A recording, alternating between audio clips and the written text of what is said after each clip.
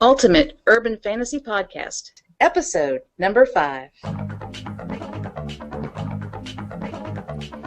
You're listening to the Ultimate Urban Fantasy Podcast. We've got all that's awesomely supernatural on TV, movies, books, games, and more. Your one-stop podcast for vampires, werewolves, mutants, and myths. And now here are your hosts, Archer, Sherri, and Ravynheart. I'm S.A. Archer, co-author and co-creator of The She.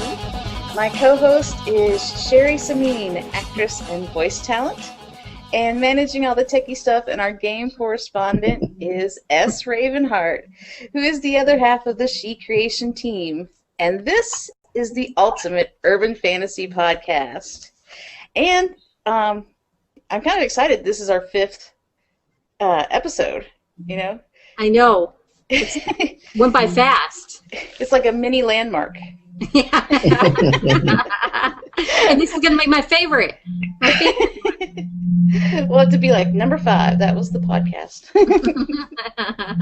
I wanted to real quick let everybody know that we're on iTunes now, so they can subscribe to us and leave us nice reviews and ratings.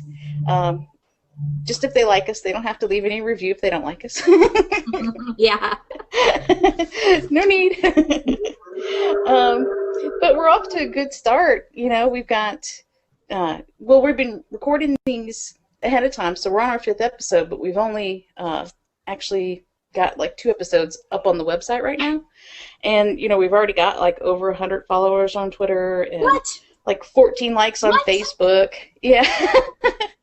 I haven't been keeping track. I'm shocked. I don't think you're following us on Facebook yet. You should do that. No, I liked it. I think you sent me something. Yeah, you liked it on Facebook, but you need to follow us on Twitter.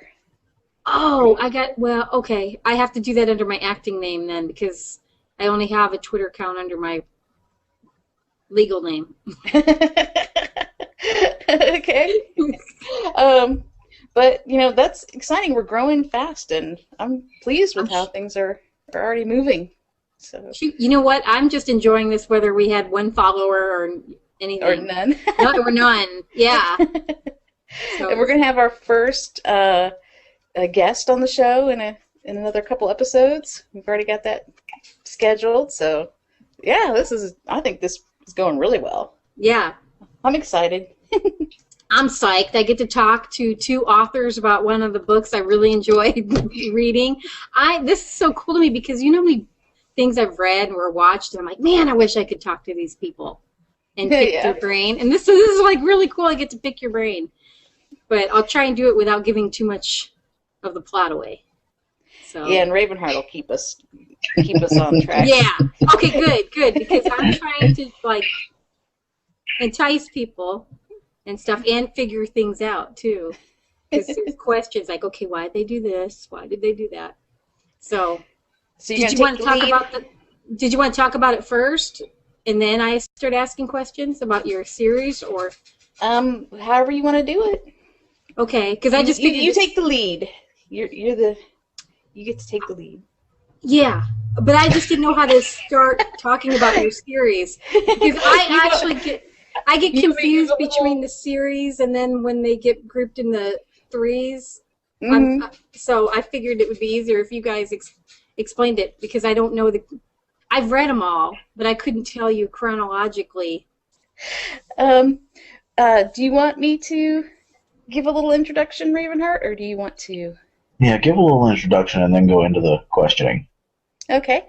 Well, we're just wrapped up what we're calling season 1 for The She.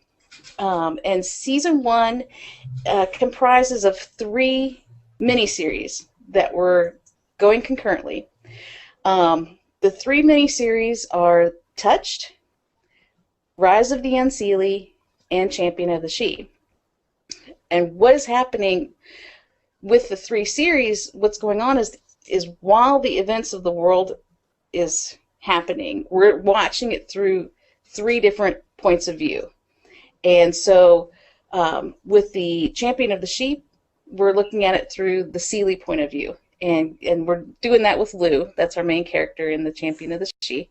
And then we get the Unseelie side with the Rise of the Unseelie, where we see Donovan and Malcolm. Those are our main characters in the Rise of the Unseelie.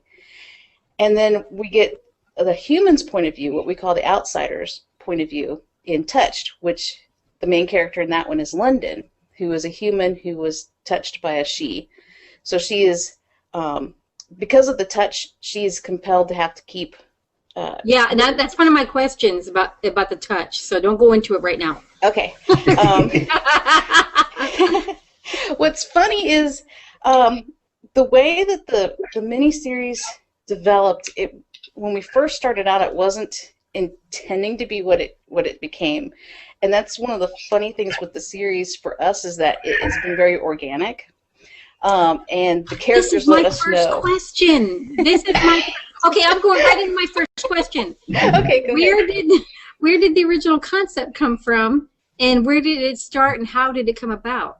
That was my question. That was my first question. Boom. That's one of them we've been asked a few times. Okay. You're already hitting on it, so go for it.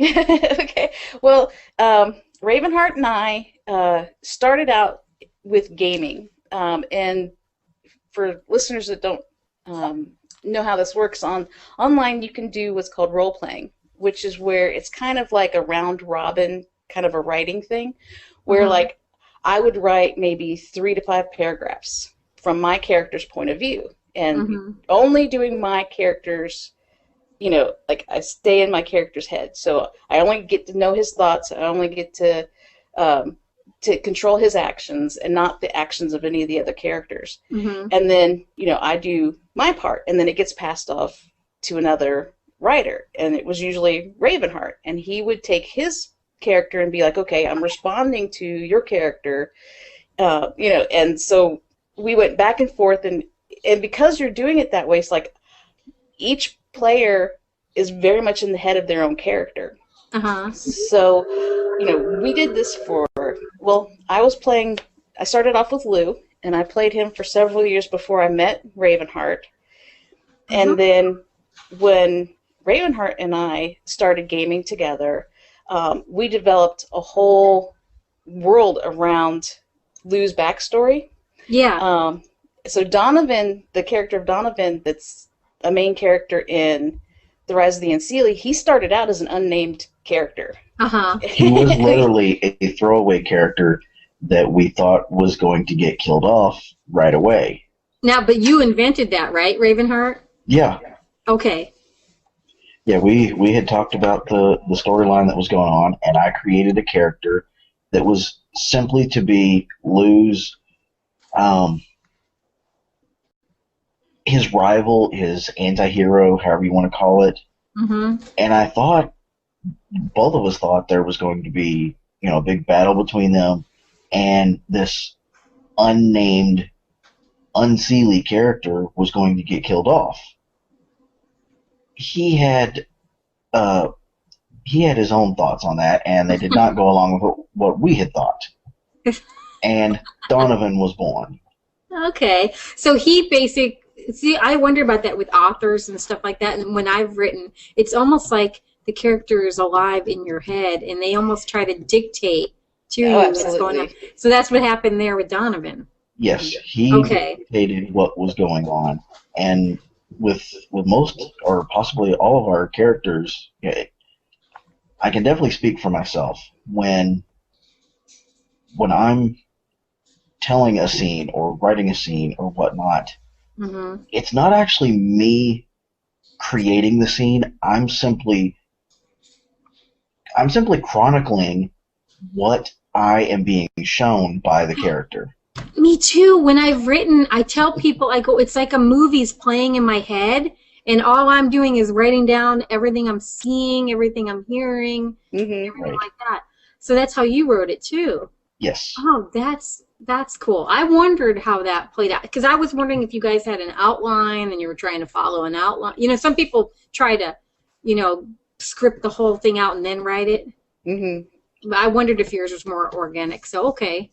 We do have a very loose outline. We know big picture wise, we know what's going to happen, but the fine details get figured out as we go. Okay.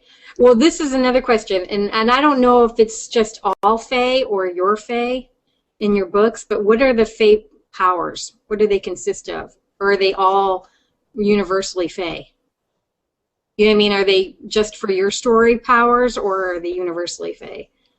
You want to take this one? Yeah, well, the teleportation actually, in our story, all Fae can teleport. Some do it better than others, and some choose not to do it. But the reason the teleporting even was brought in was for the game, was so that people could get to places faster. Okay. In the gaming. Okay. So that got developed out of the game. Glamour is something that is like you can read about glamour in mythology and stuff. That's a Fae ability that's often brought up.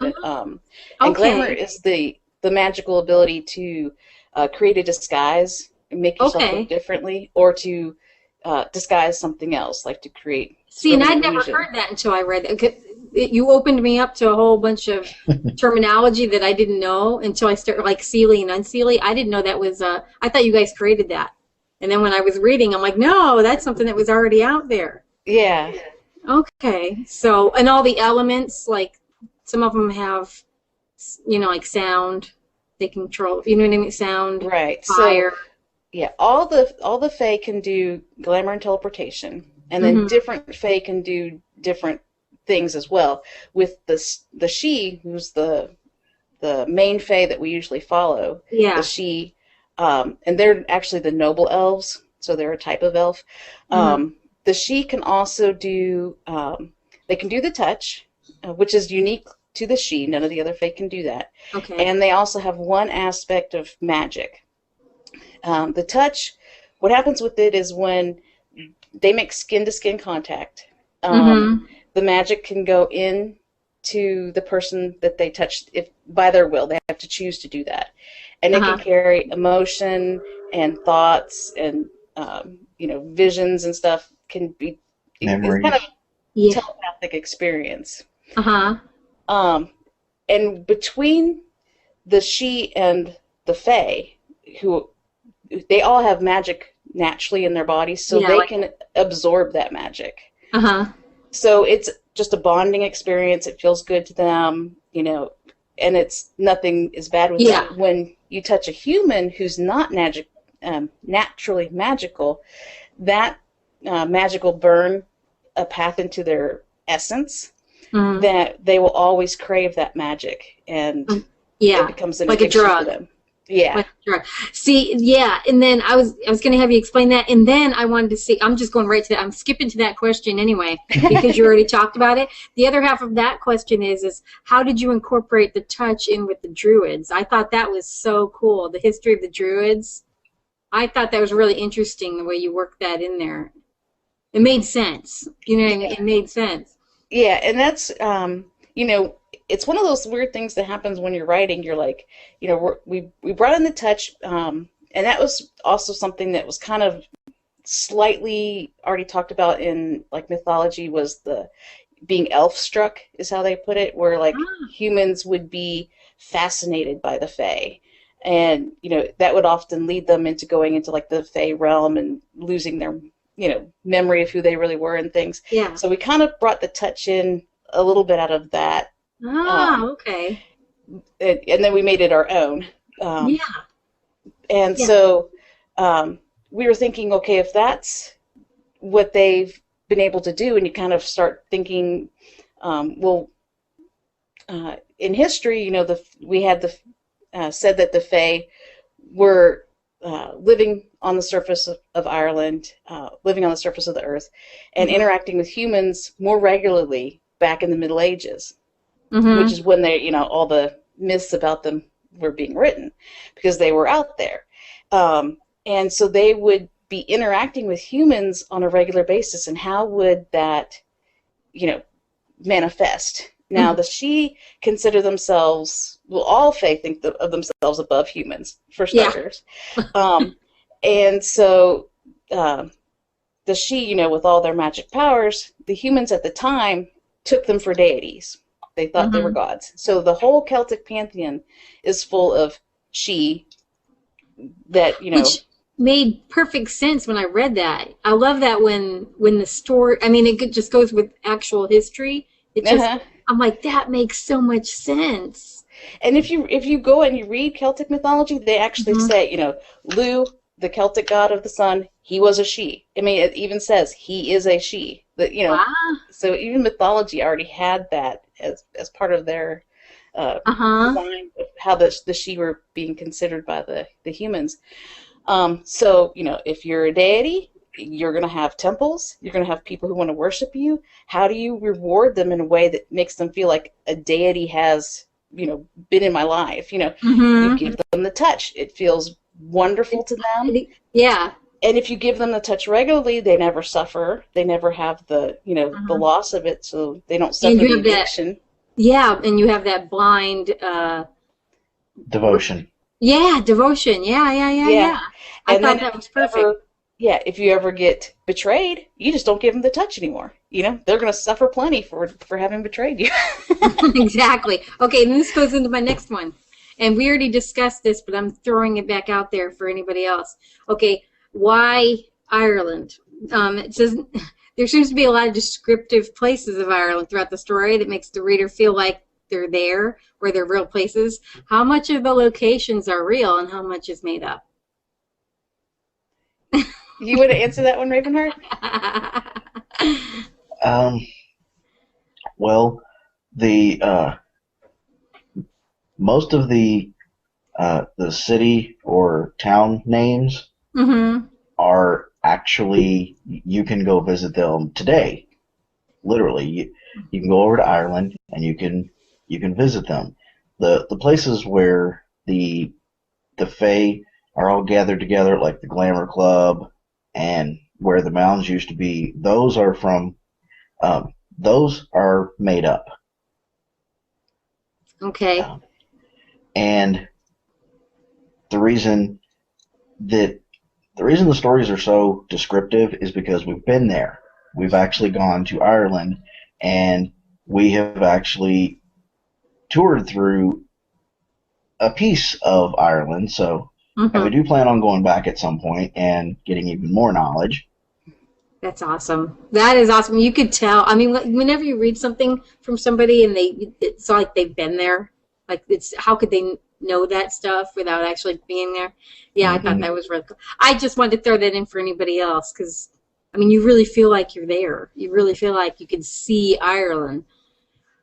Okay, I'm reading my questions. I don't care. I should have them memorized, but I'm reading them. Okay, this is what I found really exciting about the whole thing is, and what got me into the story was the use of all kinds of mythical and fantasy creatures and combine them into one reality. The Fae, werewolves, vampires, dragons, goblins, the pixies, druids, wizards, and it was urban. So urban fantasy. I couldn't wait for them to mix up with every time I read a new part to the series. I couldn't wait to see who was going to be thrown in. And in my head, I was like an urban fantasy fight club. Like to see who, you know what I mean? Like I couldn't wait to see what was going to happen. And you went all out on that and you went all dark. And I just wondered what made you throw everybody in the pot. Like, some people when they write or they do a movie, they pick and choose. But you threw like everybody. I was waiting for a griffin to come in. You know what I mean? I just wonder what made you put them all in because I thought that was so cool. Well, for us, the world has been so big. Like playing the role play for so long in this world, and we interacted with a lot of other players. And you would randomly start playing with somebody who was a witch or who was, a werewolf or whatever. So you would start interacting and you'd figure out, well, how does my character react to werewolves? How does my character react to magic users? Because the way we have it, we say that, humans can't have innate magic. They have no magic that is their own. The only way they can get it is by stealing it from the Fae. And so we would start thinking, well, then how would we be interacting with these different creatures. And then when you think about werewolves and vampires who are natural predators, you know, how would they feel about the blood of, you know, of a fae? If it's more than blood, it's blood and magic, you know. Well, it would be, you know, addicting to them too, and it would be, you know, even better than just plain blood, you know. So interacting with different people in the game started, like, it made our world get bigger, and you know, you reach outside of what you can think of, because you're getting this blending. And that's one of the great things about working with Ravynheart, is because it's like I'll think of something and then he'll think of something, and then you know, it'll keep growing into be something bigger, so you get the sense of that it's this larger world. So if we kept it to just one, it would feel small. You know? And I love what I liked is it wasn't like fluff of werewolves and vampires and stuff like that. It was like what you really think that they would be like. I mean, the dark and the gritty and the nasty. No apology. Even the fae, even in the fae. I mean, it was like people. You know what I mean? It was just, I love the fact that's why I put that. I was like, you went dark, and I love that. I mean, the fact that it wasn't like, well, I don't know. You know how some wasn't people your typical fantasy. It was more real, like what you would think. Yeah, it's realistic. Like there was danger. You didn't know who to trust. I love that. And it hasn't gotten dangerous yet. Not dangerous. It's going to get more dangerous. It's going to get worse. I love that. I'm like sitting there reading like this. I bit off like half my nails. I'm like doing this. I'm like, damn. Yeah, I loved it. I love this whole thing. And I'm not just saying that because I know you guys. I mean, I really did. I mean, not many books have me like biting on my nails. Okay, but this next one is more like a statement. I didn't know how to word it. I didn't know how to word it into a question. But what was cool is in the Fae world, I love the way that you guys, like, they were the top of the magical food chain. That's what I was calling it. And that you destroyed their world. I don't know if that's in mythology either. And their whole life force, and you put these earthborns that didn't know who they were for whatever reason, you know, up on Earth. And what I liked, that was all our creation. Because I love that, and the way in the way that you're like, in the beginning, you're like, wow, these are really powerful things, you know what I mean? But I love the fact that when you went into that and Earthborns, and then you almost felt sorry for them because they were being picked off by all the other predators, you know, the werewolves. And I'm like, that was really cool. I just love the way you did that. So, and then the whole fade, the loss of their life source and the fade. Now, is that? Yeah. That came out of gaming. Well, the fade is something that I've heard with fairies before. That when they get sad, that they just sort of they could fade away from their sadness. But before I met Ravynheart, I had been gaming with Lou in a large group of people, and they were doing different Celtic type of mythology characters, and a lot of them were she. And so, you know, we had this whole world that had been built up, and it went for almost 2 years, I think, year and a half. Wow. And then there was a big, like, dust up amongst the players, and it totally fell apart. Like, everybody just broke up. So I was left with my characters, and their lives had been ripped away from them. Like, they, you know, all the characters that were their family were gone. And I didn't want to keep playing in this world where they would be running into people that, you know, I wasn't going to run into anymore. So I was like, so the world just got destroyed. The world truly got destroyed for them. And they had this loss of, they had people that had been important in their lives were gone. And now they were on Earth, because I wasn't going to be interacting with other Fae characters anymore. I was going to be interacting with, you know, the werewolves and the vampires and the witches and everything else that people were playing. So I was like, okay, so that's what happened for Lou, because I didn't want to give up Lou. I love Lou. And so I was like, so his whole world got destroyed. And so the way I like to game, I don't want to have, like, pointless gaming, like where they just sit around and have tea and talk. Yeah, yeah, I want adventure. Yeah. So I was like, okay, so what would Lou do having lost his world? He would want to rebuild it. So I started gaming that he was looking for the artifacts that he could use to magically recreate his home, and that the fade was going to happen if it didn't happen. So he had a time limit, you know, and it wasn't just him that was fading; it was the other fae as well. So, and we figured that they were scattered, you know, they were lost, and he was going to do this. This was his big mission. He's the champion. He was going to do this, and it was after Lou was out looking for artifacts in the gaming for a while that Ravynheart came on board, and then what's getting ready to come in what we're calling season 2 is what we gamed. We gamed all of the stuff that's coming in season 2, so that's why we're like, we know exactly what's happening in season 2. This series really came from games. I mean, yeah. Wow. So all this, what you've read in season 1 is actually prequel to what we actually gamed. Wow, that is so cool. Yeah, it's just setting up the world that we started I find that fascinating because, you know, I never would have thought gaming is where you got this story at. When I was going to ask where it came about, I really had no idea, but I never thought the gaming world. And it makes sense though, because, you know, you meet all these different people. Yeah, you really get to know your characters, and you're living in their lives for, you know. So the werewolves and the vampires and the wizards and stuff like that, are you basing them off of people you met in the game then? I mean, are these real wizards, werewolves? No, they're our own creations. Oh, okay. I just wondered.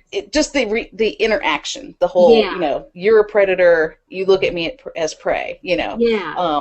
And there's a point where Lou comes across a vampire in the season 1, and for him, it's like, well, his aspect to magic is the sun. You know, he fears no vampire. You know, that's true, so, and I love that too. When he goes in there and he doesn't give a crap. Exactly. I thought he's like, awesome. I'm like, yeah, why would he? I mean, the sun god, you really don't want to. Yeah, he goes like parting of the Red Sea. Yeah, they just were like vampires. Everybody's like, I love that. I love all these little things, the details in the series. I'm just like, I mean, I just was like, that was awesome. Where'd they get that at? You know what I mean? I was just like, oh, that's awesome. Makes sense. Sun god, vampires, you know? I mean, every time somebody knew that, like the werewolves came in, man, I still haven't figured them out because you just get a sampling of the werewolf, which I think is cool. I mean, they're scary. Yeah, and we do that with a lot of things throughout the series, where it's like there's a little nugget here and a little nugget there, and then it becomes something in a story. Like later on, it becomes more important. Yeah, but I love that because you're teasing me. I mean, that, you know what I mean? Like you gotta, like, oh, it's so enticing. It is. The whole thing is like the touch. I'm not kidding you. Like I'm like, I gotta know what that. I just had to know what was going on over here, and I wanted to go over. Like I'm reading one going, what's going on with the other person? What's going on with that? I mean, I couldn't, seriously, I was like doing, and I wanted to read about this character, but my brain was still with the other two. You know what I mean? Like, what's going on? What are they doing? So as the series progressed so far, it seems like the lines of good and evil, light and dark, were blurred. It seemed there wasn't any way to tell who was doing the right thing, Lou or Donovan. Who had the more pure heart when it came to the Fae or the She? What was the reason for the progression after you started them off in such classic roles of good and evil, or good and bad? Well, among the She, there really is no good or bad. There's no good and evil. It's literally perspective. Yeah. What I am doing is good for me and those that I am doing this for, whether it's hurting you or not. It's all a matter of perspective. Mm-hmm. I know. I love that. But it was the fact that in the first couple in the series, you really got the sense of Lou is the good one, and how do you say it? It's Jair. Jair. but became Donovan once he came on Right. to the Earth or Right. whatever you want to. Yeah, his name was Jahair, which actually means it's loosely translated from Elven as lead elite. He was the head of the Unseelie elite, so that was as much his title as his name. That makes sense. Yeah, because it seemed like that was like, this is light, this is dark, this is good, this is evil, and then boom, it all just changes, and you're not sure. You're like, I don't even know. I love that. Like, there is no like. Yeah, the way the Seelie look at it is the Seelie look at themselves as civilized, and they look at the Unseelie as uncivilized. And that they're wild and the way the Unseelie look at it, they think of themselves as, we are honest. This is who we are, and you guys are fake. And you're all about the look and the having the right look and the right words, but underneath of it, you're manipulating. But for us, it's kind of like the Seelie will tell you beautiful words and then kill you. Stab you in the back, not just kill you, but stab you behind the back. They will kill you with a kiss. But the Unseelie, they'll just tell you straight to the face they're going to kill you, and then they'll kill you. Exactly. And it's like, would you rather have? I mean, I love that because, it's like, would you rather have somebody stab you in your back, or would you rather have like a politician lie to your face and then do whatever the hell they want to? You know what I mean? Yeah. And screw you over. I know. I love that. And it wasn't just the she. I love the fact that the blinds got blurred with everybody, because you started to see that it was all perception, which goes into my next one. I was trying to do it to where they all were linked up together. What I liked is the way you retold the same events through a different character's eyes. So you got to really get the whole concept of perception. And what I liked is you got to see how the other one was thinking or feeling in the same experience. And perception seemed to be a big part of this story in many ways. Was that a main concept or lesson the two of you wanted to get across to the readers? Seelie and Seelie, light and dark, good and evil, personal perception. I wasn't sure if that was like the under. We wanted to show that neither side is inherently good or bad. It's simply in how you look at what they're doing. Yeah, I love that. So that was all intentional. With the retelling of the same event through another person's eyes was that's what that was, because that was so awesome. I loved seeing it, because what you thought was going on wasn't. Once you got into that other character's head, you're like, oh. And so like the very beginning, you've got Lou's perspective. He is defending, his castle from attack. The two courts are going to unite. This is a good thing. Why should we be separate? We should be brothers. This is a good thing. I'm defending this good ideal. And then we look at it from Jaheir's point of view, and Jaheir's like, there's no reason that we should be forcing the two courts to be together. Light and dark are different, and that's good, and differences are good, and we don't need to force them to be one. And if we Light and dark cannot be one. Yeah. So but he's trying to stop. You even did that with the other characters, like London the human, and she, and I mean, and maybe even Selena the vampire. I think you might have seen her from another person's perspective too. You know what I mean? But that was so cool, the way you're like, oh, that's not what I thought was going on in their head at all. You know what I mean? Yeah, and it's kind of fun because when you're in London, you can see she feels like betrayed and she's been cursed, and this, how could they dare do this to her? And it was wrong, and because it was wrong, she's justified in getting the magic she needs in any way she can get it, because it's not her fault.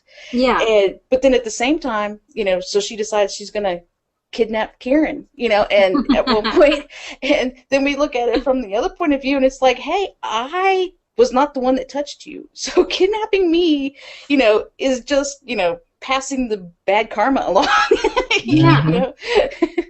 So now we're going to not only not have sympathy for you because you attacked us, but now we're going to, You're on our I hit did list. though. I felt like she like, again, perception. I felt like her heart was in the right place. She just was left with no choice as far as Exactly. the touch was concerned. She didn't want to hurt him, but she just, it was like, I equated it to her going after some cocaine. Like she just needed it. It wasn't like she wanted to, she just had to have it. It was no longer even in her control anymore. It was like right. she just She wasn't thinking with her head. She was thinking with her addiction. Yes, and I love that. It was like, yeah, because I love the whole, because you even worked in addiction. The whole, in that whole, I don't even know how you guys did that, how you went there. But, and then that was something with London in, were you going to add to that, the addiction part? Oh, okay. I wondered when this happened in the very beginning, when London was first touched, I kept thinking when I read that, did Selena set her up? I felt like Selena knew better. Selena knew how the world worked and knew London had no clue about Faye, or especially she. And I thought that was a kind of like an underhanded thing to leave her alone in the room with the she. The way I look at that scene is Selena, as a vampire, is addicted to she blood. Yeah. Not as a vampire, she's got a little bit more control than London. She can go without it, but she really wants it. Yeah. And she can go a longer period of time without it. So she wanted she blood. So the she is like, you know, I will give you my blood if you hook me up with this person that I need to talk to. So, okay, you know, I'm going to get what I need because I need it. But, you know, and she even warns London, she's like, don't let him touch you. But she didn't really give, that was a vague warning. Like, yeah, it was like, a vague warning, yeah. But at the same time, Selena didn't think he was going to touch her. So it wasn't, he was going to hire her. So it wasn't like she was doing something a little devious. No, because she wasn't intentionally being, she didn't intentionally set up London. Okay. You can look at it as she set London up, but not intentionally. Okay. I felt like I was sitting there going, was there a little, I thought maybe there was something there, like, because she knew better. She knew better. But I guess maybe she really didn't think that that guy would do that to her. Yeah, she didn't think Rico would do that. And we just want, yeah. Yeah, she'd known Rico from before because she mentioned that he, you know, he's always said that he's not interested in touching humans. And she had that thought in the first book, Cursed. She's like, why would he touch you? He's never talked about having any interest in doing that. And then that's where she's like, wait a minute, there's something else going on here. So Selena didn't understand. Oh, I forgot the true reason. Yeah. Ooh, I should have went back and reread that. I mean, I forgot that part. Because I kept remembering at the time when I was reading it, I kept wondering, I'm like, why would she do that to her friend? Why would she do that? And that was another two-parter to that one, is how did that friendship get started? I don't remember if that was stated, the London with Selena the vampire. How did that friendship ever... Because it's kind of weird when you think about a human, especially two females, too, on top of everything else. But a human woman being friends, real friends with a vampire. How the heck? Yeah, we've not mentioned that, and I'm not even sure that the characters have told us. Okay. So it'll probably come out at some point. They were friends long before the books ever started. It just seems weird to pair a vampire with a human. Yeah, I think it came about through London's work. Going into more detail than that, I don't know. Yeah. Okay. I don't know the details. Because I really wanted to know. Because I just thought it was like really cool that a really tight girl friendship, and one's a vampire, one's a human. I'm like, where would that form? You know what I mean? Like, how would that happen? I think it's deeper. I think there's a deeper side to it, but we haven't been shown. So Selena's very old, so it's possible that there's connections that go back, maybe to London's family. So because London is, starting out in the story, London is very comfortable with what we call para-humans. The humans, people who used to be human and then now they have paranormal issues, which is they got turned into a vampire or turned into a werewolf. She's very comfortable around them. She knows how to work in their world, and that's why she specializes in their cases. So there's, And she didn't seem to be too frightened of him either. Like, almost like she didn't quite know what she was in. Like she didn't She quite know. understands werewolves and vampires But I pretty mean, well, but the Fae she didn't. She wasn't prepared no, for. I mean even the wizards. I don't think the wizards. Yeah, and I not don't the think she wizards either. really understood the Yeah. complete danger that No, she. yeah, that was like her. The one time she worked for the wizards was the first time she worked for them. And I thought So, that was awesome that here they're the humans, the wizards, and they were pretty. They were as nasty as the rest of them. Like this Mm-hmm. is awesome. It's not like I mean everybody. That's why I kept calling it Urban Fantasy Fight Club. It was like it was like I'm like, who would win if I took this one and I took this one and I threw it together? It was such an individual thing. Like who would come out on top? And then poor London's thrown in the middle with just a gun in her brain, and she's somehow surviving. And I'm like, this is awesome. This is awesome. Oh, and then yeah, I think that London is surprised every time she survives. I know. That's what I love about London. She's not like cocky. She's like, holy crap, I don't know how I did that. Or Yeah. shoot. You know what I mean? But she still does it. And that was another thing too. There was a moment, and this got me too, when I first read it, when London and Malcolm were in the cave when they first met in the cave and he was a slave. Mm-hmm. You wrote this moment like they connected, like they looked at each other. There was this, I don't know. And I really thought in that moment, I was like, oh my gosh, she's going to save him from this cave. I mean, I got this feeling like there was some sort of real connection, and then nothing happened. And then it seemed like she did that with Kieran later because she rescued him from the werewolves, and I went, okay, yay, she's got a friend in Unseelie. And they both turned on her, and I'm like, okay, what was that about? I have to know. You want to explain this, or you want me to? I can do for Malcolm, and then you can do for Kieran. Okay.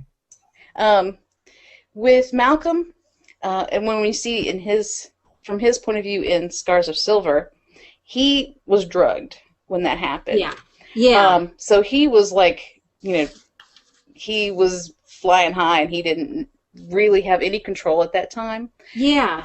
But for London, every time she gets touched, for her, it is massively important. Like it's bigger than love. It's more important than anything in her life. And, it just washes everything away. So every time she gets touched, she feels a connection, and she wants there to be a connection. But for the she who touch her, it's not as an extraordinary event. It's nothing. It's kind of like, just laying your hand on someone, and that's about as much as they feel for humans when they're touching them. That's all they feel is just a physical, I'm touching, I have my hand on you, that's it. Yeah. And Malcolm even says it's like touching a dead person because there's no magic in them. Yeah, and you're filling them with your magic. So they have, in his mind, they have no life. Magic is life, and so it's like they're like dead. Yeah, it's like they're zombies or something. So it kind of creeps him out, even touching humans, but he had no choice when he was in the cave. Yeah, well, I knew he didn't have a choice, but the way it was written, or the impression I got was London was like, this poor boy, he looks so young, and they look into each other's eyes, and I thought, oh my God, she's gonna... Yeah, she thinks that's what's happening, but then when we see later with Malcolm, he's like, this is one of the people that attacked me and stole my magic. Oh, yeah. And I love... Yeah. Other, like you're saying, perception. It's all perception. All perception. Yeah. So, I get later why she couldn't have that connection with Malcolm, because, he didn't... It was... he was like a wild animal. With Kieran, you mentioned that she rescued him from the werewolves. Yeah, and she didn't have to. She's the one who put him in danger in the first place. And when she rescued him, she wasn't rescuing him. She was rescuing her source of drug. Is that the way he looked at it, or is that the way you guys look at it? That's the way I look at it. He was her source of curbing her addiction. He was her source of drug. Okay. So that's why he was like, whatever, you didn't, Right. It wasn't so much that she was rescuing a person or, a living being. she was actually running on. She was thinking with the addiction again. See, that is so good. I'm so glad I asked that. I love that because, see, and I still took it as a human being that's never been addicted, that she was being so sweet. Not sweet, Yeah. but I mean, like, she went out of her way to rescue you, asshole. You know what I With a mean? lot of her stuff, you actually have to look at it from the point of view of someone who is on the most addictive drug on earth. I know, and you completely altered that scene for me now. I'm like, yeah, that was a bag of cocaine she was rescuing from the werewolves, not Exactly. not Yeah. Karen. She didn't. If you look a little bit further back before she actually rescues him, she actually thinks, went right before the werewolves take Kieran, he's mine. This is my prey. It's about prey rights, Yeah, So she's thinking of him as that's like true. something That's why to she's be like, owned. this is mine. Yeah. And then with Kieran, we see a little bit later, like, well, why does Kieran not kill her? Why does he bring her back to the glamour club? And then we see later it's because Kieran is like, oh, well, I don't know about killing people, and he's never killed anybody before. Because he does make out with her and gives her the touch, and he didn't have to do that. Because he's trying to figure her out. Because at first he's like, you're lying. You're a liar. And then it's like, okay, you didn't lie. You need this. And Kieran's such a teenage boy. He'll kiss anybody. So that's true. That is true. Yeah. So he's seeing this girl, and he's like, why not? Yeah, he touched her at first because he could see that she was suffering, and he's trying to figure this out. Mm-hmm. And so he's touching her at first, and then he feels his magic going into her emptiness, and he kind of liked that feeling. So he, went ahead and kissed her to experience that feeling, but it wasn't any deeper than, hey, this is kind of an interesting Yeah, he just wanted to experience, like, it's kind of like, okay, I wonder what a twosome would be like. You know what I mean? Like, I'll kiss her just to see what it's like, or to give the human the touch. Right. Like, it was curiosity and nothing more. Yeah. And trying to figure it out. So then he brings him into Donovan. He, brings London before Donovan, and he even says later to Malcolm, he's like, I didn't know what was going to happen. I didn't know what to do. I figured Donovan would know, and Donovan would tell me.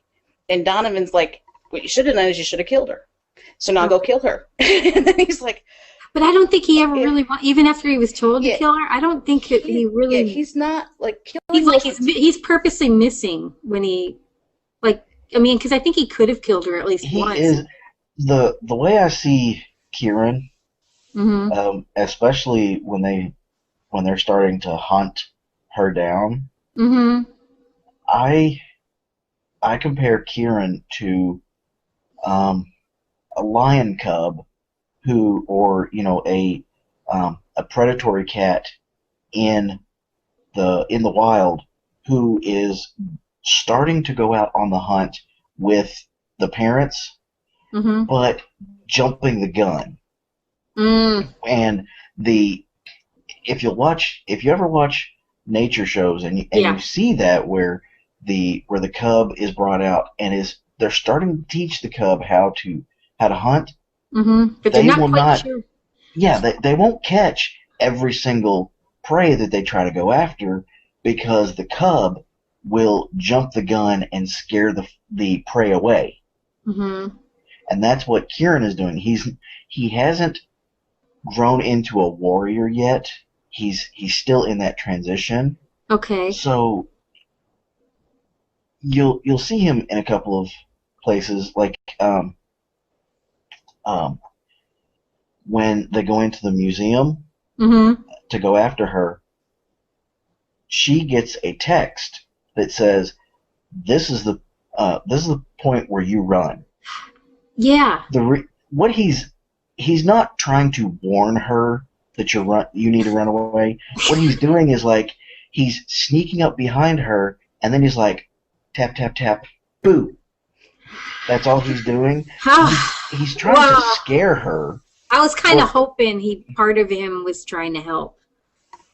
He's trying to scare her is what he's doing, and he hasn't completely figured out that he's getting in the way. Him trying to scare her isn't working, and it's not helping. It's getting in the way. Ah, well, that is so interesting because I really thought that he was not completely like the rest of them, and he was in his own way trying to warn her and help her by doing that. Yeah, he's growing. He's so young still. He's in his teens, and for him, well, he's kind of a smart mouth a little bit, like he kind of jokey, and so when she first kidnapped him, she said, this is the part where you come with me. Yeah. And then when Donovan tells them to kill her, he kneels down and goes, and this is the part where you run. So he repeats that to her in the museum. This is the part where you run, because he's kind of like just being sort of a smart ass about it. Yeah. That's why I like talking to you guys, because I get the back, like sometimes you just need to know where it's coming from if you can't. Right. Yeah. And if you look at Kieran's past, and we've kind of touched on it a little bit, when he first gets found, he was being hunted repeatedly by vampires. And his response was always, you run away. You run away, and you're going to get attacked, and then you pick yourself up, and then they're going to come at you again, and you run away, and you're going to get attacked. So it was kind of like he was falling into that same, I'm used to being prey. Yeah. And so she treated me like that. And I think he could have handled it. Like if Donovan said, okay, we're going to bring her in, we're going to straighten her out, he could have handled that. Because he's kind of, and it's wrong. It's like for people who get abused, they are accustomed to abuse. That's what I was going to say. I was like, he was abused. That. Yeah. Because, yeah. But then when he found out that she had done something to Malcolm, and he doesn't know exactly what it was, but it upsets Malcolm a lot, and Malcolm is important to Kieran, I have to defend Malcolm, I have to defend the other she. And Donovan drives that point home when he takes him to the temple where all these Fae are dead. And he's like, London was part of killing these people. She would kill your friends. These could be your friends. You need to step up. You can't be the victim. You can't be the prey. You are she. Is your job to be the defender, to be the protector. So he's trying to move up into that. And it's everything's a journey. It's not going to be, okay, pal, I'm going to do it. And I like that. You're writing it like real. You're not writing where people are jumping, boom, boom, boom. I mean, it's not going to happen overnight. It's a slow transition. Yeah, you're writing. I don't know how you're doing that. But my next question, I don't know who wrote Jonathan. I had to work in Jonathan into Jonathan. This. Okay, all right. Okay. The dragon Jonathan is only in it for a moment, I feel. To me, he's only in it. But he's going to be Blackmore. He's going to be more. Okay. Yes. But you get the impression he is a badass. In a fight with a she, who would win? Depends on the she, really. Okay. Is there any creature that trumps him? Which is the most deadliest, and who would you most avoid at all costs? If you were Is there anyone that trumps Jonathan? I don't know. Well, I can say this. If Jonathan got the drop on somebody, Jonathan's going to just chomp them and eat them, and that's going to be the end of the story. Yeah. It's going to be over before it starts. Yeah, he is such a badass without hardly being in there, and I'm like, I have to find out. He seems like there's nobody. You'll see a lot more of him in season 2. Awesome. So if you were plopped into your own world, who do you think is the most deadliest of the group or individual, and who would you avoid at all cost? You want to take this are you one talking while about I think? Yeah, you as Archer and Ravynheart, if you were plopped into there. Well, are you talking about just she or like anything? No, yeah, all of them, all of the creatures or all the individuals. Yeah, those changelings are like, they're going to get you, So I'm not, I would avoid the changelings at all costs. I didn't even bring up the changelings.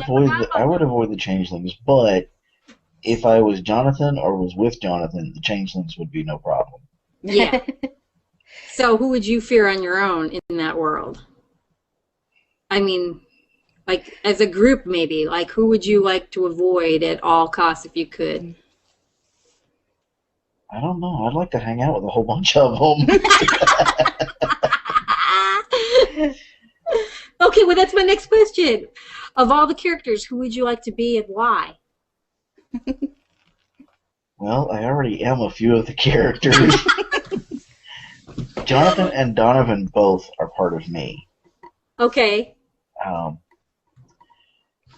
Jonathan is still quite a bit of a mystery to me. He is very secretive. He'll show me bits and pieces, but him as a whole, he's not showing me everything. So, truthfully, his full power, I don't even know it. Wow. Okay. I know that he is. Dragons in general, at least in our world, are, to them, they want to be the most powerful, and to them, power comes from knowledge. So they are keepers of knowledge. So they have vast libraries with millennia of information. It has been collected for thousands of years and stored in these libraries. So I would definitely be curious to get into one or two of those libraries. Yeah. Yeah. To me, it's like Jonathan the dragon. He's got the power of the Sidhe, but the knowledge of their servant elves. You know what I mean? How the bookish elves know all the... So to me, he's like the ultimate, I think, because he's got all the magic and all that, and he's got that insane amount of knowledge and intelligence. Right now, it seems like Jonathan is like, he is the trump. The Sidhe could gang up on him and possibly take him. One, maybe two, going against him would not stand a chance. But I don't think he is the end-all, be-all. I don't think anybody is, really. I mean, in a way, I mean, everybody's got an Achilles heel at some point. That's true. You know, everybody. But I wanted to, okay, so Archer, who would you be? And you're probably going to say Lou. Surprise, surprise. My main two people have always been Lou and Malcolm. Those really, Malcolm? Yeah. Really? The characters I love the most are the ones I put through the most horrid things. Oh my gosh! Okay. And I love torturing my characters. It sounds bad, but I put Malcolm through the whole cave thing and the trauma that follows that, and the whole issue with his magic, and with Lou, it's like I take this champion and I tear everything that makes him a champion away from him, and leave him in this dark, destroyed being, and I love every second of it. Because then you get to see what, like, the true essence of them when you strip everything else away. It's like, what is the most fundamental core of them? What is their survivor? What the core? Yeah, what is the true nature of this character and how they're going to react to things? Going a little bit back to gaming, one of the things that people would do all the time, and it was like so boring, is they're like, you can't touch my character. Nothing can happen to my character. My character is so powerful. Nothing can even affect them. And I had so much more fun when I was running from, an attack, and like excited and scared and what's going to happen next. And, somebody throw a swing and I'd be like, yes, it connected with the character, and, it knocked them down, and now they have to get up, like, to take the wounds and to take the battle and bring it again. That was so much more exciting to me than to be like, I'm too great to ever have anything bad happen. To me, that's like a little kid mentality of, when you see them, like, okay, well, you can't touch me because I'm over here, and wait, because the kids that don't want to lose, so they don't go all out and play, so because they don't want to. That's what that reminds me of. The people that, well, I don't I don't want to get hurt and I don't want to lose, so I won't risk anything. Right. It's more interesting and it's more believable if they come up against obstacles that knock them down. If they just walk up to an obstacle and just brush it out of the way, then why should anybody even bother caring about that character? Because obviously they can handle themselves and they don't need anybody, so they can leave. Yeah, there's no story there. Yeah. Okay. And then one of my other things, what I liked is when you worked in glamour, and we talked about, I guess that's a real myth or in the mythology of it. Right. But I like the way, for me, when you worked in the glamour of, masking either themselves or places, but yet and weren't seen by the humans in the human world. What I loved is I kept thinking, oh my God, this could so correlate with hauntings and ghost stories and spirits, and instead of being ghosts and spirits, it could be the fae. It could be you know what I mean? I love that. Yeah, I love having that thought that this could actually be true. Like, maybe it could be true, and these are actually creatures that are out there, and this is, you are just not aware that just below the surface, this whole other world is happening. Yeah, I love the fact that it went, that's what I mean, especially with the other things we talk about, the way, I'm like, that could so fit into hauntings. Because like you were saying, like, the humans are they so easily brush off stuff, like, oh, well, that was just this, or, I mean, or just don't acknowledge that they're even seeing it. Or if they do see it, since it's, they mask themselves in glamour and they move something. I mean, that could so be a haunting, or, you know what I mean? Like what people think is poltergeist, but it's not.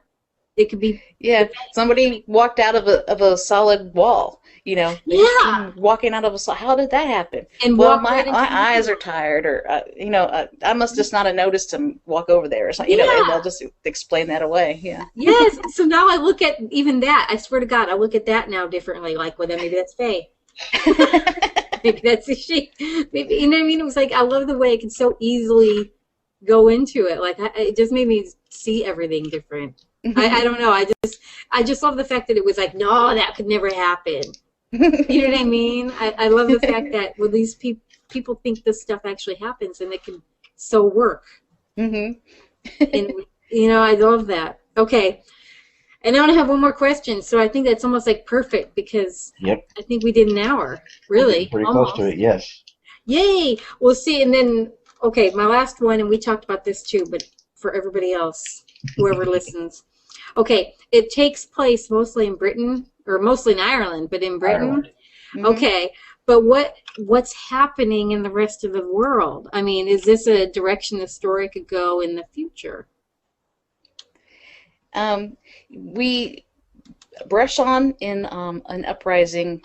Tiernan mentions to Donovan that that there are fae that have gone into the rest of the world, especially since there's a lot of wilderness. So the ones that can build their society in a wilderness area, like the elves and the fairies, have moved out. So they're in America, and they're in Australia, and they're they've gone out from Ireland, and so that is definitely an open door. And one of the characters that we're going to be bringing in season 2, we're going to be bringing in a brand new character.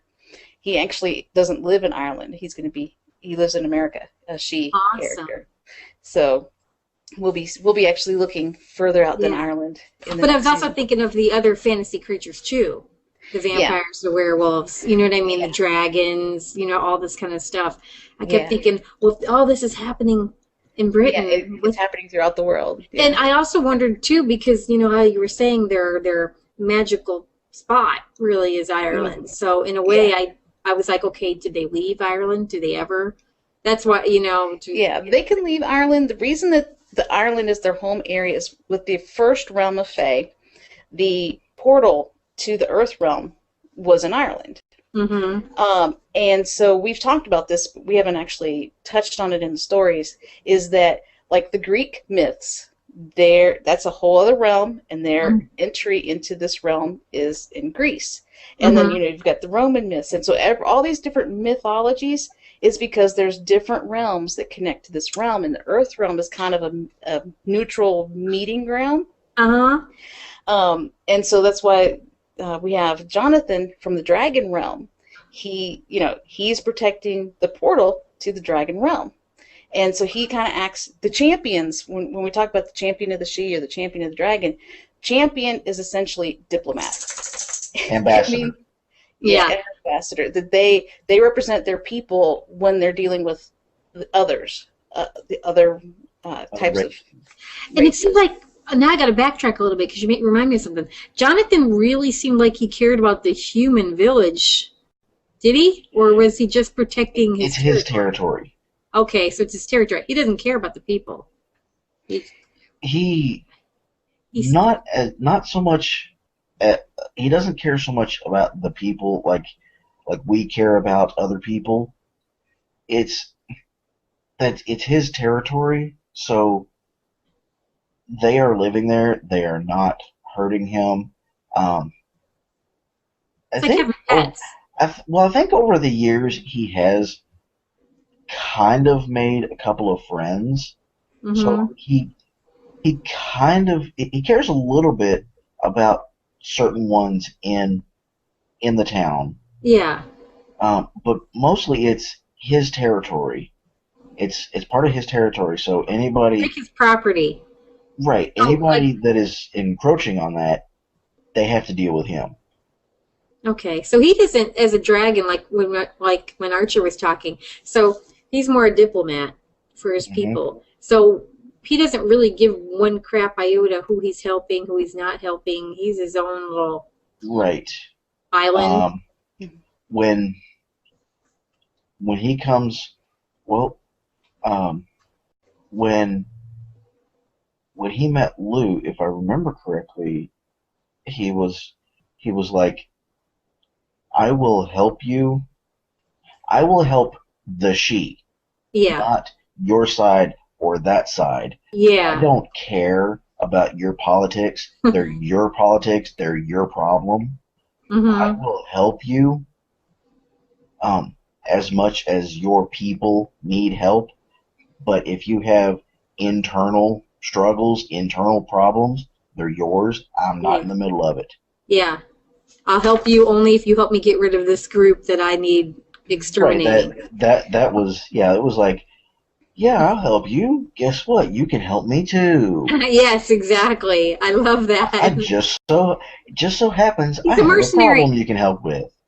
But it's not so much mercenary, I think, too, is that, if he helps the Fae get reestablished in a new realm, that he's going to have built a huge amount of goodwill with them. So when the dragons have need of anything with the Fae, love this. It's it's political, it's Fight Club, everybody's in it for themselves, you know what I mean? Everybody's out for their own agenda. Mm-hmm. And there isn't any, there isn't like in a buddy pick where I've got your back, buddy, you got mine. You know what I mean? Like, there's no this undying devotion on anybody's part. I love the fact that all these characters are completely bloody honest. And they're like, I will help you, but only if you help me, because I'm in it only for myself. I love the fact that even London, even the human, I mean, she's like, look, I just need the touch. I'll help you. There is undying devotion, though, in the story. Okay, between Malcolm and Donovan. That's true. But will that last? Because Malcolm is a wild card. Yeah. So I think it'll last. I mean, you think it'll last? Donovan stepped in where he didn't have to in Malcolm's eyes.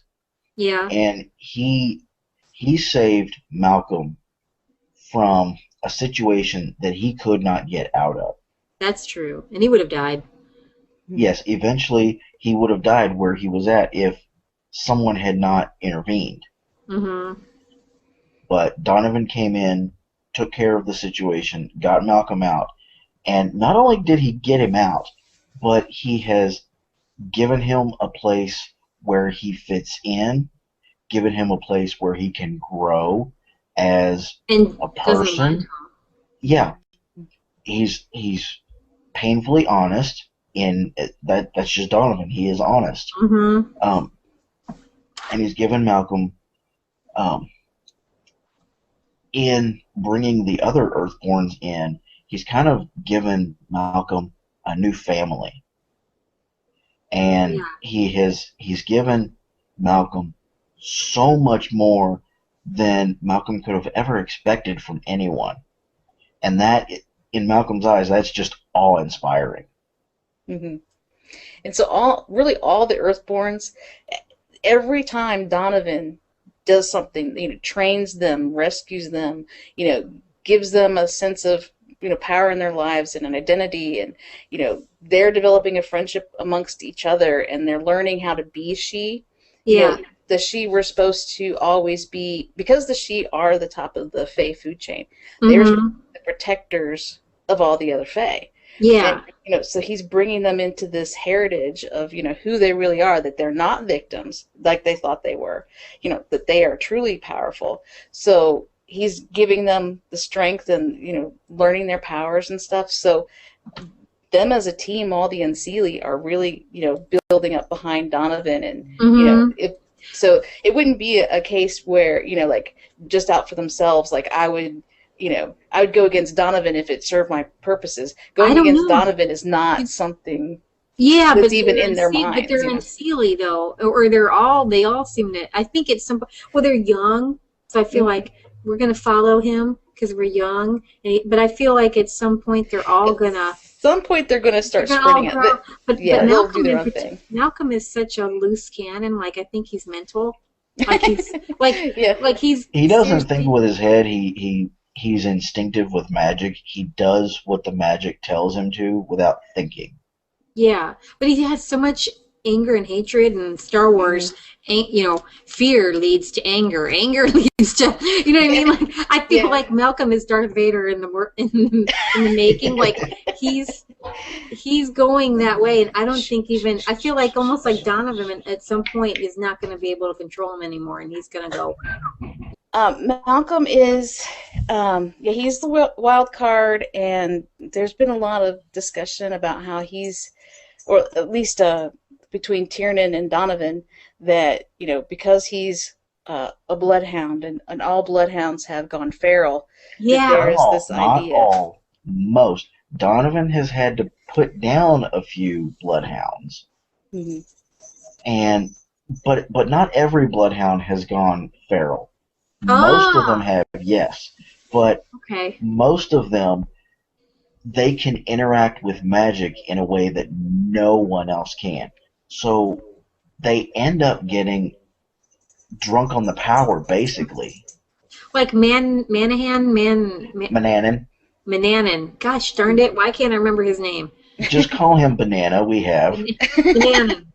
We have called him Banana I don't know how many times. but the readers are like, who's Banana? I don't know Banana. Where did Bananan come? Where did that name come from? That's mythology. Oh, okay. Yeah, it was one of the gods. Okay. In mythology. So. Okay, I didn't know that. Yeah. But Mananan is a perfect example of bloodhound. But I mean, I think the clues that you guys were leaving made me think, okay, Malcolm's going over the deep end at some point. Yeah. Tiernan and Donovan have talked about it, and so many of the bloodhounds have lost it. They have gone greedy for the power. That when you hear that someone is a bloodhound, it's almost expected now. It's not that it's a 100% chance that it's going to happen, but it's such a strong chance that it's practically expected every time someone comes out and says, I'm a bloodhound. Which is why people have asked, well, why did Malcolm's dad and Malcolm's parents never teach him anything? It's because they realized when he was young he was going to be a bloodhound.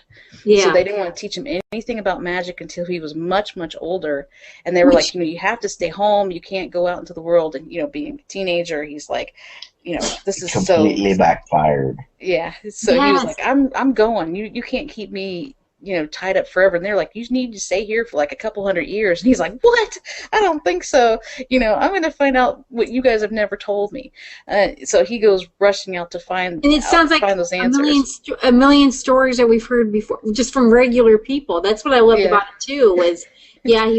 People could so go along with that because the parents like, no, you don't want to do this. This is what you should be believing, and you're not. Mm-hmm. I'm like, that is so cool how you worked it with Shay, like with the she. I mean, yeah, she. Yeah. It's very relatable. Yeah. Maybe that's what I'm doing. I'm combining it. I'm making my own.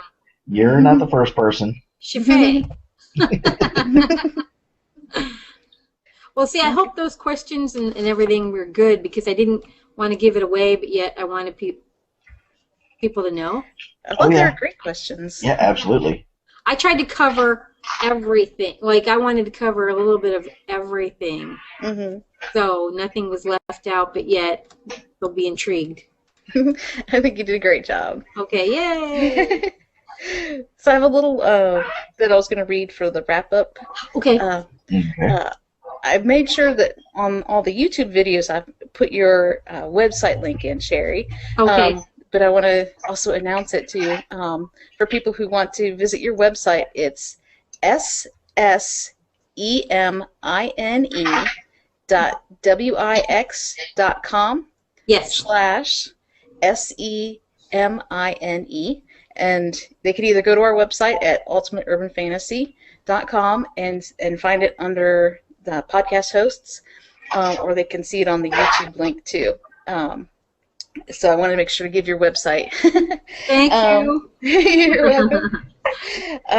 And we're on iTunes now. iTunes. We're on iTunes.